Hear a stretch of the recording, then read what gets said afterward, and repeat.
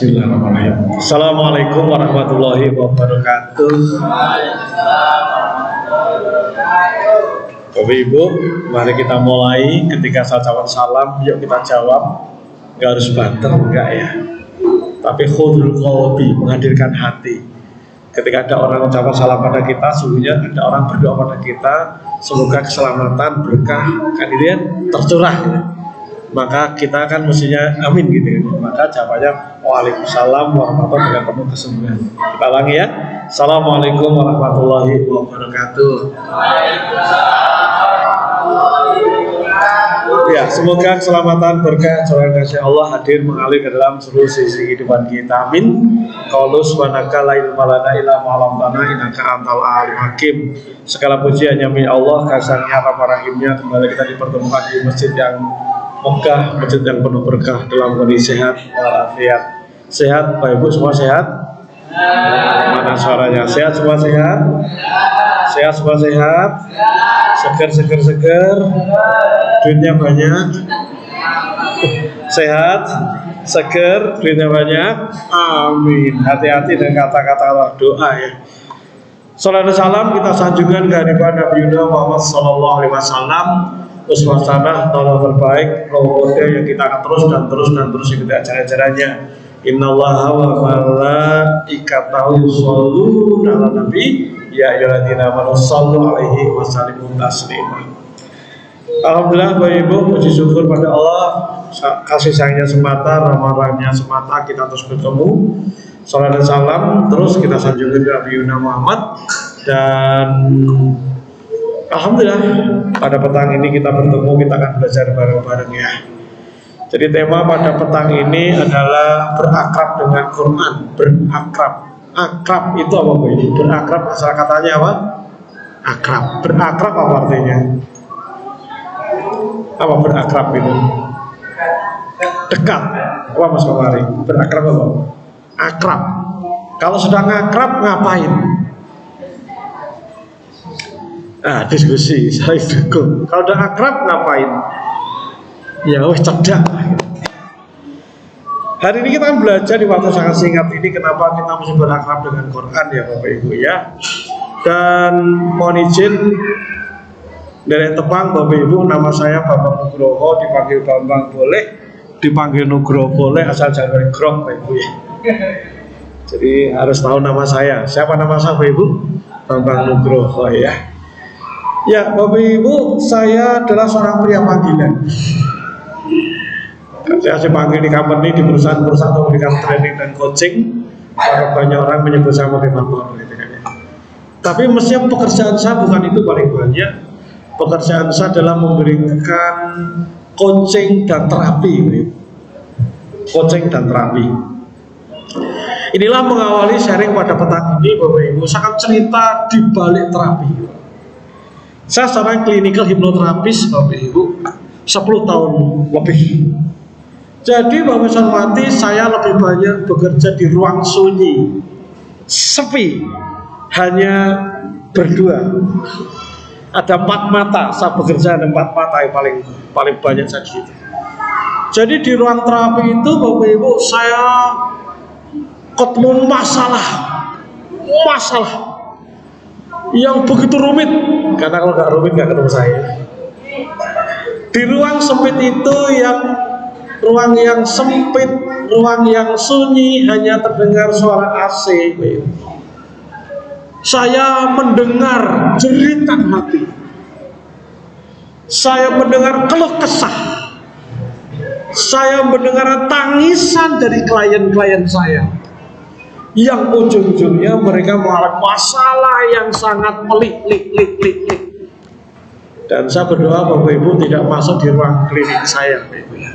Amin Bapak Ibu ya. Kenapa? Bayar soalnya. Tapi bukan itu masalahnya. Jadi Bapak Ibu, saya selama 10 tahun lebih bekerja dalam kesunyian, dalam ruang sepi. Saya menghadapi masalah begitu banyak orang pelik. Jadi saya ini hidup seperti ditakdirkan untuk mengatasi masalah orang. Masalahnya pelik-pelik. Padahal mereka ya pengusaha, pejabat pemerintah, anggota dewan, profesional, berbagai lapangan, bahkan mereka ini sangat sukses di bidangnya. Semua orang melihat bahwa dia sangat sukses di bidangnya, Bapak Ibu.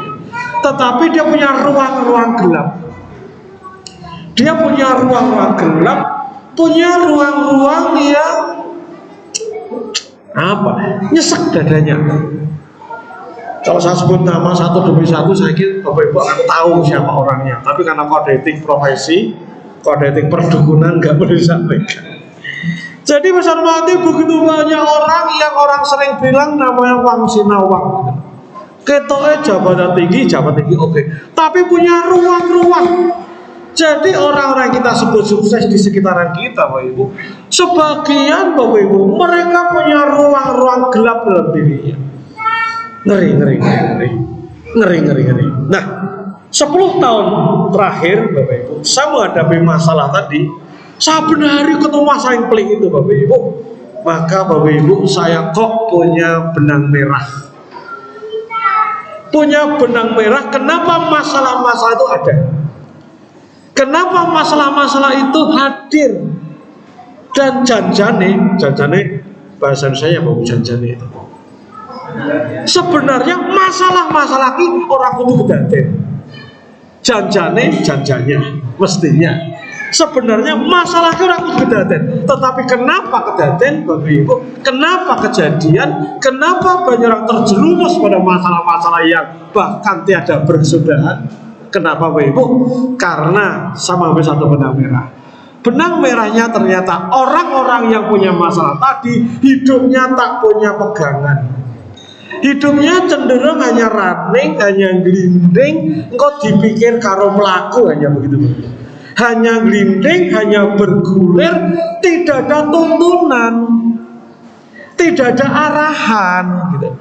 Bahkan tidak punya ROTG, rule of the game. Dia tidak punya panduan langkah, tidak punya panduan untuk berjalan. Akhirnya pelakune nabrak, akhirnya jadi masalah.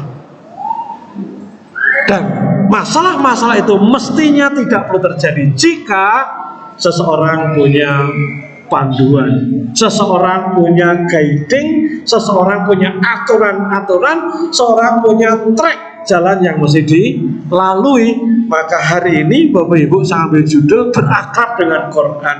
Kenapa berakrab dengan Quran? Agar nanti Quran itu jadi kawan kita, teman kita, sehingga kita berjalan meniti jalan Quran, meniti jalan yang telah disiapkan oleh Allah. Nah gitu Bapak Ibu. Inilah obrolan kita pada kesempatan petang ini. Nah, mengawali sharing ini Bapak Ibu izinkan saya bercerita, Bapak Ibu. Izinkan metafor dulu, Bapak. Semua orang bisa nyanyi. Bapak Ibu bisa nyanyi? Bisa? Bisa? Yang bisa nyanyi tolong tunjuk jari, Bapak Ibu. Tak tes nanti habis ini. Apa sih nyanyi? Nyanyi apa nyanyi? Nyanyi itu adalah kalimat yang dinotasikan. Kalimat yang dilakukan. Jadi saya kira semua bisa nyanyi, betul ya? Balonku ada 5, kodok ngorek yang dumbangan. Atau ada bentuk salawat, salatu salamu. Gitu. Ini dilakukan. Jadi kata-kata kalimat dilakukan adalah nyanyi. Maka kalimat saya Bapak Ibu adalah semua orang bisa nyanyi. Semua orang bisa nyanyi. Tetapi tak semua orang mau mengikuti panduan-panduan nyanyi. Sepakat? Sepakat? Semua orang bisa nyanyi, tetapi tak semua orang mau ikuti panduan-panduan. Ketika dia tidak ikuti panduan-panduan nyanyi, tidak mau ikuti guiding nyanyi, tidak mau les dengan guru vokal, tidak belajar lewat vokal grup dan sebagainya, maka nyanyinya asal bengok-bengok, betul tidak ya? Oke, contoh, ada lagu yang luar biasa yang tafsir dari Quran surat Yasin 65 ya, Yasin 65, ditulis secara indah oleh Taufik Ismail, dinyanyi oleh Chrisye. Kalau tidak pernah nyanyi, maka lagunya gimana? Akan ada hari mulut terkunci, kata tak ada lagi, pecah biru-biru, betul ya? Tapi beda kalau orang sudah mulai belajar. Akan ada hari mulut terkunci, kata tak ada lagi. Akan tiba masa tak ada suara dari mulut kita. Suara saya gimana Bapak Ibu? Lumayan ya, nopet. Gitu. Robbana, gitu. Terus gimana lagi?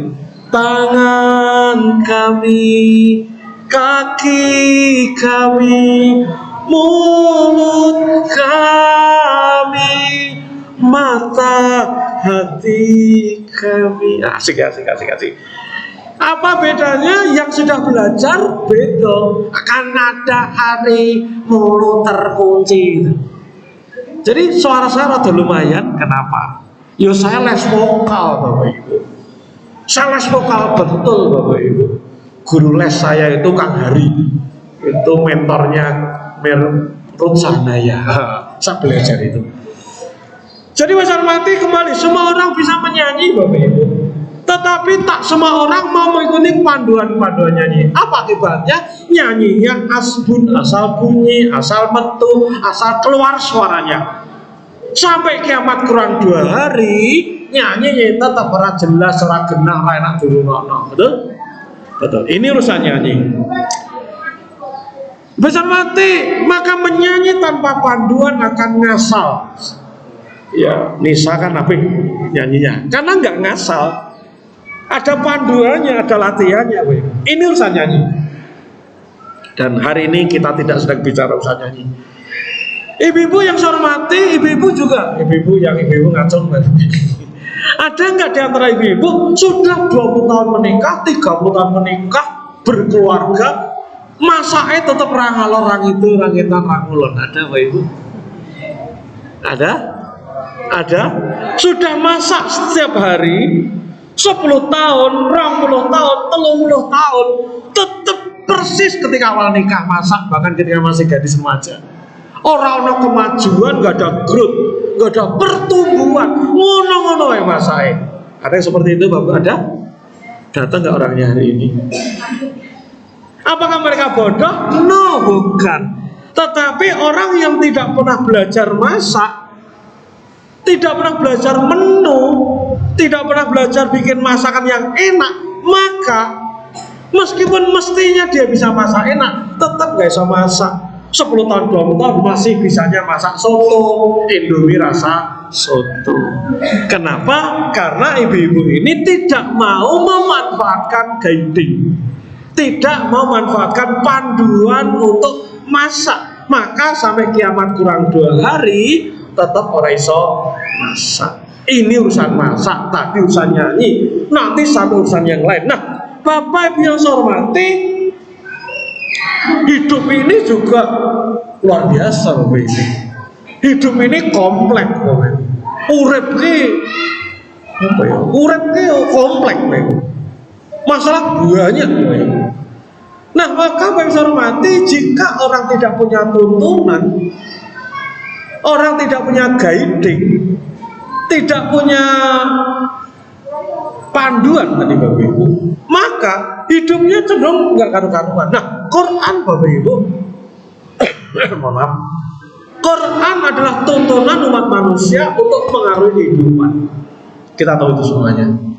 Di awal ayat, di awal Quran adalah Bismillahirrahmanirrahim, alif lam mim, terus dalikal kita gula raiba fihi hudal lil muttaqin. Jadi Quran ini Bapak Ibu adalah petunjuk bagi siapa? Bagi orang-orang yang bertakwa. Iki petunjuk ning nek ora dienggo ya ora ana guna bagi orang tersebut.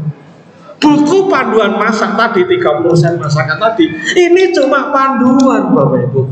Kalau orang tidak ikuti panduan itu tetap tidak akan bisa masak. Panduan nyanyi itu hanya panduan notasi, itu cuma panduan. Jika seseorang mau nyanyi tapi mau tidak ikuti panduan, maka nyanyi ini ngasal. Sama dalam kehidupan ini Bapak Ibu, orang hidup tanpa panduan hidupnya ngasal. Kembali ke cerita saya tadi, di ruang terapi saya Bapak Ibu, saya betul-betul bisa ngerti tangisan orang Bapak Ibu. Kenapa? Dia tidak ikuti panduan, Bapak Ibu. Kasus yang saya tangani banyak banget ya, banyak banget. Jadi kan mulai nggak bisa tidur, Bapak Ibu. Jadi saya banyak dapatan ini referensi, rujukan dari para psikiater. Kan banyak orang nggak bisa tidur nih, mesti sebelum minum obat, sebelum tidur mesti minum obat dulu. Ada 12 tahun itu minum obat, Bapak Ibu.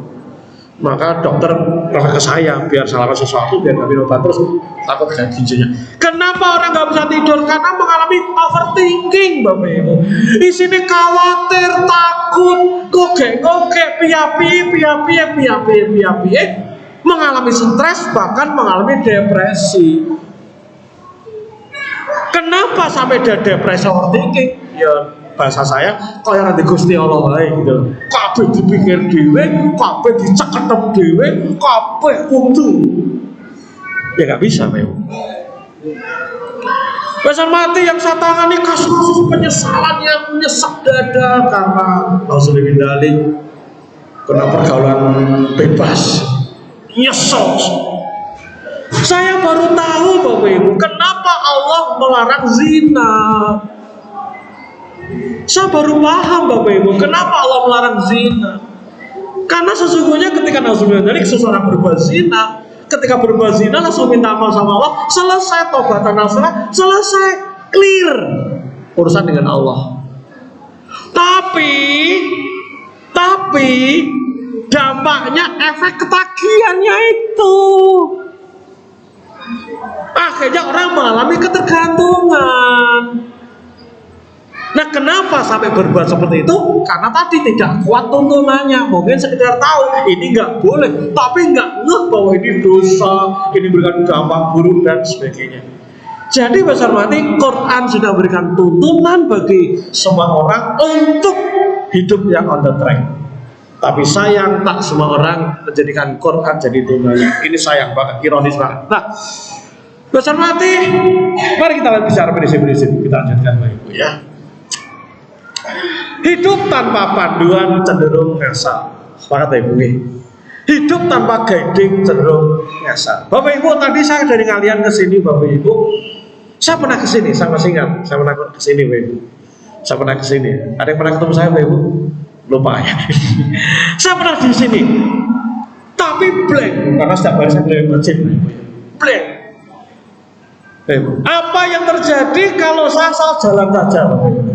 Yang penting gelinding, ngomong keluar tol, segar bedah turun, takon-takon, betapa susahnya saya, betul. Tetapi karena ada fasilitas dari Google Map, saya tanya Mas Nur, Pak Nur tolong ya aku di Sherlock, maka tinggal saya jalan dari Ngalang sudah temennya, ya 500 meter lagi belok kiri, ya.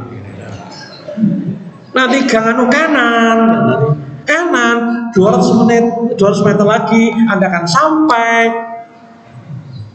Jadi aku tinggal melaku, hidupku tinggal jalan. Tadi enak rene, nek orang nggak ada Google Map, saya bisa ngawur, betul tidak? Tokan takon betapa susahnya. Sing ditakoni belum tentu baik, dijelomprong ke zaman belum ada Google Map, saya sudah pengalaman dijelomprong ke orang. Nah, dengan adanya Google Map, Bapak Ibu, aku melakukan enak. Nah, hidup ini kalau ada mapnya, ada Google Mapnya dalam tanda kutip, petunjuk Quran dan Sunnah, uripe enak, karim laku, Bapak Ibu, karim laku. Apa yang Allah tuntunkan, apa yang Rasul sampaikan, samina wa ta'na, selesai, aman, orang masalah, Bapak Ibu.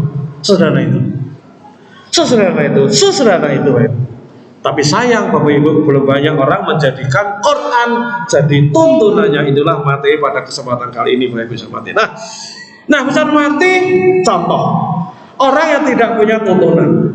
Lagi-lagi ini banyak berkait dengan ini, Bapak Ibu, ya, dengan pekerjaan saya di ruang sempit tadi, ruang dingin, ruang senyap, saya nyempat mata. Saat mengalami tragedi apa, apa maksudnya? Tragedi. Kejadian yang pahit, kejadian yang nyesekin dada. Tragedi itu bisa motornya hilang, bisa sakit yang semakin parah, kehilangan orang dicintai misalnya, atau piutang nggak terbayar, kapusan, investasi bodong hilang, tragedi. Yang membuat kita sesak dada, yang membuat kita hampir-hampir putus asa. Nah, Bapak bisa hormati, apa yang kebanyakan orang lakukan saat mengalami tragedi? Rata-rata sibuk nyalahin pihak lain, betul tidak? Gara-gara dana aku dihapusi. Setelah menyalahkan pihak lain, akhirnya apa? Merasa diri jadi objek derita. Aku dihapusi, aku dipelotong, aku di yang lain, aku ditinggal, orang diajak rembukan, aku ini di. Jadi kita jadi objek derita. Ketika seseorang ketika menghadapi tragedi hanya nyalahin pihak-pihak luar, kemudian menjadi objek derita, apa akibatnya, Bapak Ibu? Masalah bukan semakin selesai, tambah ruwet, tambah nggak karu-karuan. Betul. Suami istri, kenapa sampai suami istri yang dulu ketika menikah I love you, I miss you gitu, kayak mimilan mintunalan mie goreng gitu. Tapi kenapa tidak semua keluarga akhirnya selamat sampai akhir? Kenapa? Pada awalnya cinta. Kenapa? Karena ketika ada masalah-masalah kecil, mulai ada gejala-gejala disharmoni, justru adakan pembiaran. Nyalahin karep-karep wong wedok kandhanane, ora lanang reso mimpin. Udah saling nyalahin. Akhirnya Bapak Ibu, akhirnya tambah ruwet, tambah berjarak. Lama-lama pisah ranjang, lama-lama gugat, lama-lama bar. Sudah bintalik Bapak Ibu. Kenapa? Karena nyalahin. Ini cara yang tanpa guiding tadi. Contoh lain, seseorang mengalami disharmoni dengan anak, disharmoni dengan anak. Ketika anak ada disharmoni, banyak orang tua nyalanya bocah kayak kandhane, bocah kan pakai kandhane karo bapake. Nyalahin bocah tiru sopo. Isi disalah-salahin, akhirnya tambah apa? Tambah jauh, betul. Ketika tambah jauh, orang iso diajak ngomong, tambah rakar-rakar, tambah den. Kenapa? Nyalahin pihak luar, Bapak Ibu.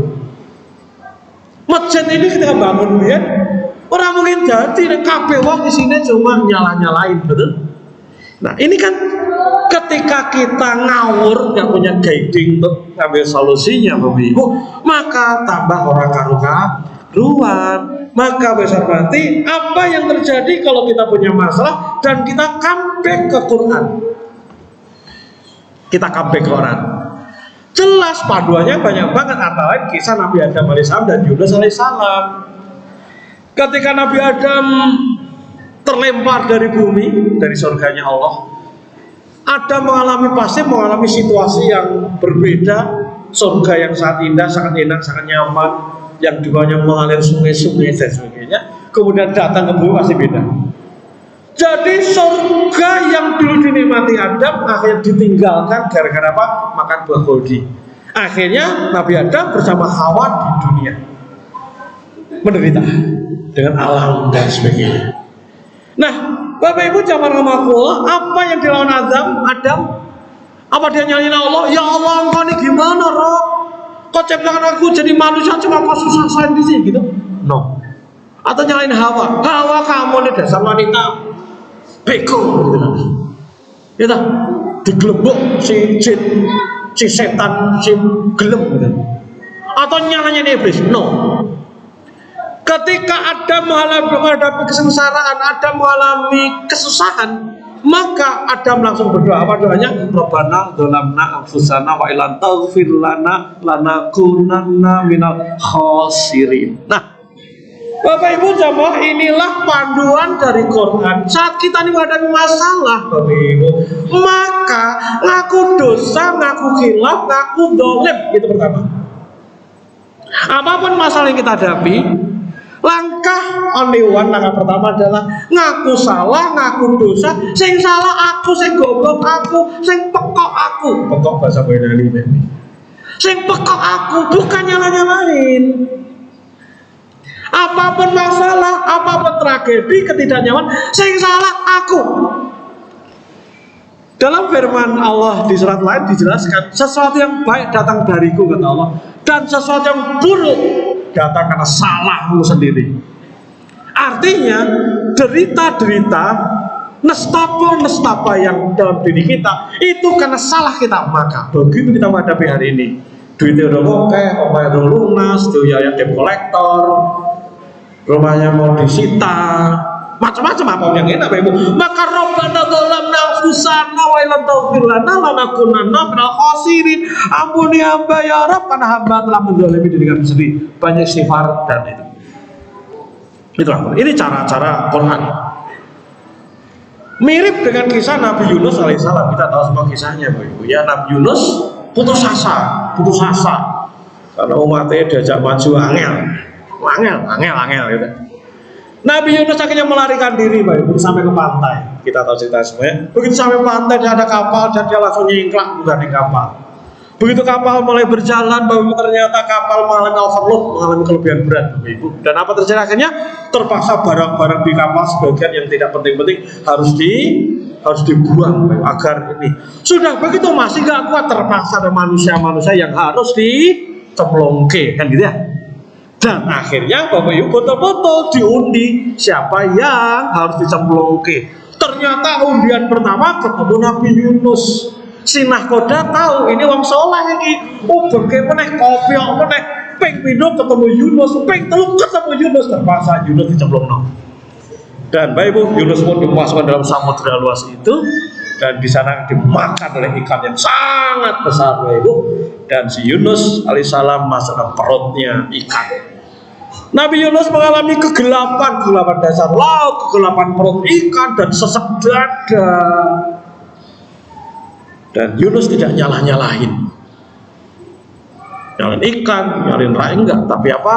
La ilaha illa anta subhanaka inni kuntu minal dzalimin. Ya Allah, la ilaha illa anta, tidak Tuhan selain Engkau. La ilaha illa subhanaka, masin Engkau ya Allah. Subhanaka la ilaha illa anta subhanaka inni kuntu minal dzalimin. Sungguh hamba menzalimi diri kami sendiri. Nah, contoh ini adalah setiap kita menghadapi masalah, kalau guidingnya Quran, istighfar, ngaku dosa, ngaku dolim, ngaku khilaf, clear, tidak menyalahkan siapapun. Ini solusi, Pak. Ini contoh satu hal. Begitu ada masalah, langsung matur sama Allah. Iki meh pendaftaran UTBK masa undip macam-macam bocah kok, ya Allah sinawir tenan. Ya Allah, istighfar. Bukan bocah kok. Angel bodoh. Dedeng ngomong masalah. Jadi besar mati anaknya wayahe sinau kudu dilepas UTBK mbayati kalau nggak sampai di negeri. Aduh, kudu kuliah ning Undinus apa ning ndi biayane piye? Istighfar, enggak cuma piye-piye, wah piang. Ketika kita ekonomi masih pas-pasan, dompetnya masih mepet, bahkan hidup kita besar pasak daripada tiang, kebutuhannya lebih gede daripada income, bahkan income nggak jelas, banyak istighfar. Bukan malah kan wong kene kena peduli lagi ya kat malah ya Allah. Jadi segala sesuatu yang tidak nyaman yang hadir dalam diri kita, menurut kita belum seperti yang kita ingat, banyak istighfar, banyak ngaku dolim. Hari ini banyak orang tua yang ngajinya keren, ngaji sampai dari bawah di wajus, tapi bocahnya dorang ngaji, bocahnya karena belum ngaji. Senang terus. Anak nggak ngaji karena salah kita, karena dulu nggak didamping, nggak dicontohin, nggak didamping untuk ngaji, betul? Maka mohon ampun sama Allah, istighfar dulu kata kuncinya. Ini cara Quran. Apapun yang kita alami, yang tidak seperti kita inginkan, yang jauh dari harapan kita, maka langkahnya apa, Bapak Ibu? Ada istighfar. Apa langkahnya? Istighfar. Ngaku dolim, ngaku khilaf, ngaku bener. Ini kata kuncinya. Ini cara Quran. Jika orang tidak tahu ini, isinya malah rata-rata, betul? Ada orang dagangannya laris, tidak istighfar, tidak evaluasi, tanpa jualannya, marketingnya, malah nih gunung kemumpus, masya Allah. Saya di ruang terapi juga kayak gitu, kumpul, ternyata ada endor ya. Endor regane 20 juta loh. Padahal kita di pasar kambing ki 2.000 ayu. Sampai juta kan ono ajaib mau. Ya Allah. Sampai sirik kayak gitu. Kenapa? Tidak tahu tuntunan. Jadi Bapak Ibu, hidup berakrab dengan Quran penting atau penting banget? Halo, penting atau penting banget? Penting banget? Iya, penting banget. Oke, kita ajarkan. Nah, maka mempelajari Quran adalah keniscayaan. Mempelajari buku panduan, mempelajari guiding tadi kita memasak, maka pakai buku resep untuk guiding. Syarat mutlak agar kita bisa masak adalah buku panduan. Syarat mutlak agar kita tadi bisa nyanyi, panduan nyanyi. Maka syarat mutlak agar hidup kita bisa termontok, hidup kita bisa teratur, hidup kita sebagaimana desain Allah ciptakan manusia, kudu pelajaran Quran. Sepakat ya, Ibu? Sepakat? Sepakat? Yang sepakat boleh tunjuk. Sepakat? Sepakat. Nah, maka besar mati apa langkah-langkahnya agar kita betul-betul bisa berakrab dengan Quran. Langkah yang pertama Ibu, ngaji dan ngaji. Yang lebih dari sekedar membaca. Ngaji kudu, termasuk Dewan Juz, keren. Pastikan tiada hari tanpa membaca mushaf, harus. Kenapa? Jelas kita biar dekat dengan pemandu, dengan guiding book itu. Di samping ngaji ini kan kita sedang zikrullah, ingat Allah. Dengan baca kita ngaji, kita baca kalimat kitabullah, firman Allah, ini kita ingat Allah, kita ingat terus Allah. Dan ngaji penting bahkan setiap bulan ada satu fadilahnya, betul tidak? Di samping nanti yaumil akhir ngaji itu baca Quran kita akan jadi saksi kita. Tetapi ngaji yang plus apa plusnya? Lebih dari sekedar ngaji, lebih dari sekedar ngaji. Artinya ngaji plus yang belajar bagaimana cara kita memahami isi panduan itu, isi panduan Quran. Nah, maka rutinkan, prioritaskan ngaji halakoh semacam kayak ini. Harus. Berapa lama? Berapa durasinya? Menurut saya seminggu sekali paling enggak. Saya pribadi, Bapak Ibu, di luar bulan Ramadan, saya seminggu sekali datang ke Jakarta ngaji, hanya ngaji ke Jakarta, serius. Seminggu sekali saya ke Jakarta, hanya ngaji. Udah 12 tahun ngaji ke Jakarta. Jadi rutinkan, prioritaskan Bapak Ibu. Prioritas apa? Dipen-pen ke ngurusi gawe barbar Bapak Ibu. Maka siapkan ngaji, mau di mana, tempat di mana, mau masjid di sini, mau di mana. Please, ini masalah pilihan, masih cocok, masih di suasana hati. Tapi kudu ngaji. Ngaji harus apa Bapak Ibu? Ngaji harus apa Bapak Ibu? Mana suaranya? Ngaji harus. Ngaji harus. Oke, angkat tangan Bapak Ibu, angkat tangan, letakkan di pundak teman kanannya, dikasih tahu ngaji harus. Kudu. Harus kudu. Ya, kenapa ini penting? Karena ngaji itu Bapak Ibu, ngaji yang itu kan membabar Quran gitu, membabar Quran, membabar sunnah kan gitu. Karena boleh jadi di antara Bapak Ibu kan tidak sempat belajar dari dulu, belajar nahwu, shoroh, balaghah kan nggak sempat, betul? Buru-buru nahwu shoroh, sholat pagi sore, betul? Maka perlu guru-guru yang membabar Quran, membabar sunnah. Nah, dari situ kita tahu panduannya Bapak Ibu. Maka ngaji itu kudu, harus.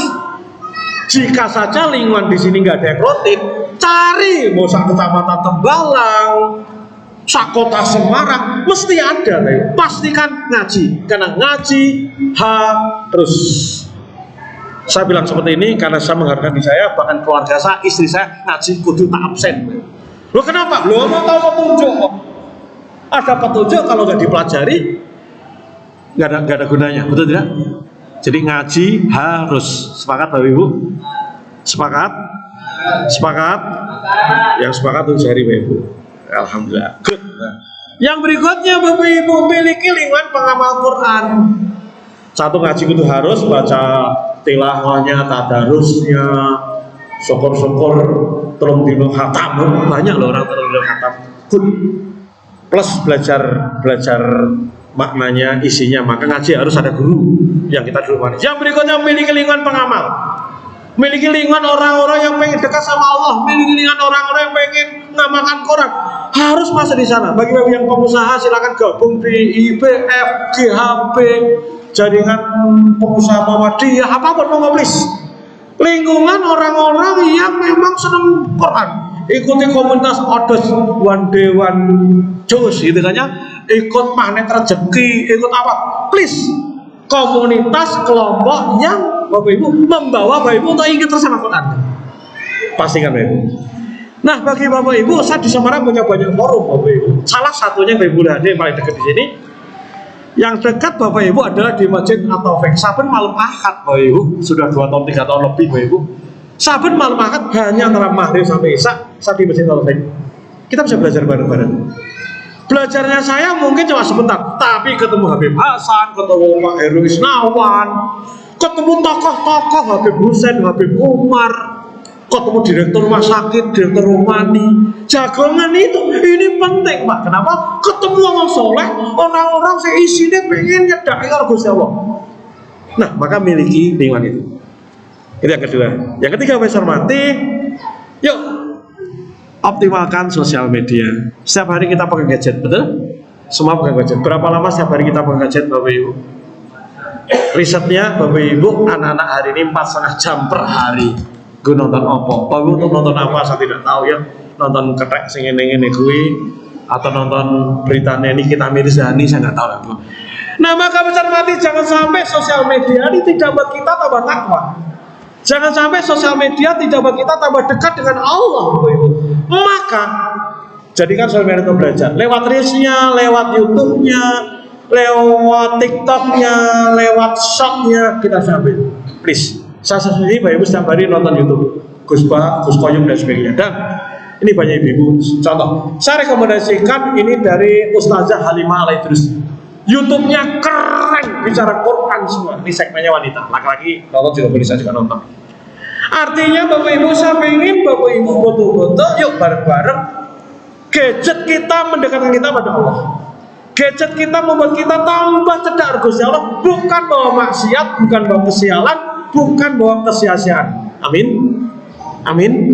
Amin. Mari kita niatkan gadget untuk belajar. Bahkan ngafalkan surat, ngafalkan ayat bisa di sini pakai RIS, gampang. Kan ada yang untuk hafalan 15 kali, tinggal ikuti saja. Masya Allah. Semoga Bapak hormati kita terus bisa berakrab dengan firman-firman Allah SWT. Amin. Amin. Semoga kita terus bertekun pelajari dan praktek Al-Quran. Semoga bermanfaat Bapak Ibu. Mari kita tutup dengan doa karena maghribnya jam berapa menit lagi? 3:01. 39 ya, di 39. Oke, masih kan. Oke. Ya, jadi Mas mati kesimpulannya selain satu untuk dengan doa. Kesimpulannya pastikan kita berakrab dengan Quran, Bapak. Jangan pernah lepas dari Quran. Kenapa? Quran guiding. Guiding hanya berfungsi ketika dibuka, dipelajari. Sama dengan panduan masak tadi. Baru berfungsi ketika dijadikan guide. Nah, bagaimana kita menjadikan Quran jadi guiding? Satu, setiap hari kita harus baca Quran, tilawah harus. Kemudian pastikan kita belajar lebih dari membaca, lebih dari sekedar membaca, tapi juga belajar artinya. Maka ngaji kudu. Kemudian yang berikutnya lingkungan, memiliki lingkungan sosial yang buat kita semakin dekat dengan Allah. Dan yang ketiga, Bapak Ibu pastikan, Bapak hormati, sosial media membuat kita semakin kenal Allah dan Rasulullah. Semoga sharing petang ini bermanfaat kita semua. Amin.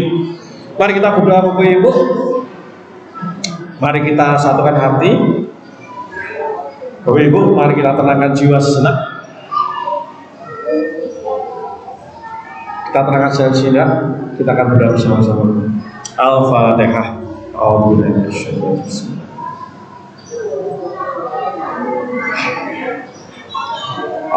minasyaitonir rajim. Bismillahirrahmanirrahim. Ya Allah yang Maha Pengasih dan Penyayang. Syukur kami panjatkan padamu ya Rabb. Syukur kami panjatkan padamu ya Rabb, karena hari ini kembali kau sadarkan kami ya Rabb betapa kami mesti berakrab dengan firman-firman-Mu. Syukur kami panjatkan padamu ya Rabb, karena hari ini Engkau ingatkan kepada kami kembali, awasilah malam petang ini agar kami terus merawat mendekat padamu. Ampuni kami ya Rabb, sungguh selama ini kami zalim karena kami tidak berdekat dengan Quran. Mulai hari ini ya Rabb, bahkan Ramadan di sebuah hari terakhir ya Rabb, kami bertekad untuk menjadikan Quran menjadi bagian hidup kami, menjadi guiding jiwa oleh kami. Allah, kami bersiap untuk terus setiap hari, tiap hari tanpa tilawah, tiap hari tiada waktu tanpa ngaji, dan manfaatkan sosial media untuk belajar kami, dan juga kami bertekad untuk berada di lingkungan orang-orang yang terus merindu, terus main dekat, merapat kepada Allah. Kami mohon kepada Allah, kami berserah diri. Rabbana atina fid dunya hasanah wa fil akhirati hasanah wa qina adzabannar wa qina jannatal abrar ya aziz ya ghaffar ya rabbal alamin. Rabbana taqabbal minna innaka antas samiul alim walhamdulillahi rabbil alamin. Al-Fatihah.